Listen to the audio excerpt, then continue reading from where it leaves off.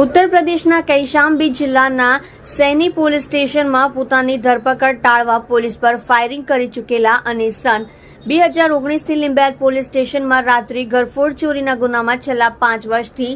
નાસ્તા ફરતા રીઢા અને શાતીર આરોપીને પકડી પાડતી સુરત શહેર Limbayat police inspector SB Pateriya સાહેબનાઓની સૂચના તથા second police inspector VA Jograna સાહેબનાઓના ટેકનિકલ માર્ગદર્શનથી ગંભીર પ્રકારના ગુનાઓમાં નાસ્તા ફરતા આરોપી શોધી કાઢવા સારું સર્વેલન્સના પોલીસ સબ ઇન્સ્પેક્ટર જીવી દિહોરા તથા સર્વેલન્સ સ્ટાફના માણસો સાથે પોલીસ વિસ્તારમાં પેટ્રોલિંગમાં હતા. દરમિયાન સર્વેલન્સના એચસી વિરેન્દ્રસિંહ રણજીતસિંહ તથા પીસી સાજણભાઈ કાનાભાઈ નાઓએ તેઓના અંગત અને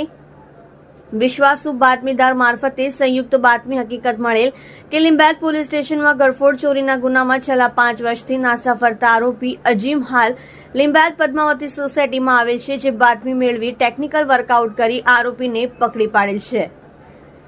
સદર ઇસમને યુક્તિ પ્રયુક્તિથી પૂછપરછ કરતા જણાવેલ કે આજથી 5 વર્ષ પહેલા લીંબાયત પોલીસ સ્ટેશન વિસ્તારમાં આવેલ જય Hanuman mobile cells and service નામની દુકાનમાં સદર આરોપી તથા તેમના સાગરીતોએ સાથે મળી લોખંડના સળિયા વડે દુકાનનું શટર વચ્ચેથી ઊંચું કરતા શટર બેન્ડ વળી ગયેલ અને શટર ઊંચું કરી દુકાનની અંદર ઘૂસી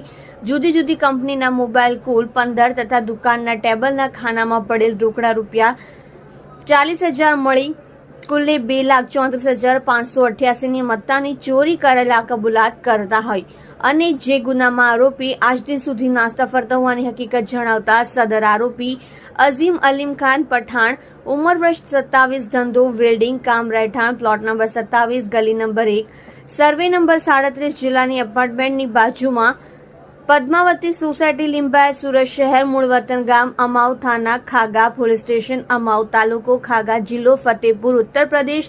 વિરુદ્ધ કાયદેસરની કાર્યવાહી કરેલ છે. તમે જોઈ રહ્યા છો કેપી ન્યૂઝ ચેનલ રફીક શેખની સાથે.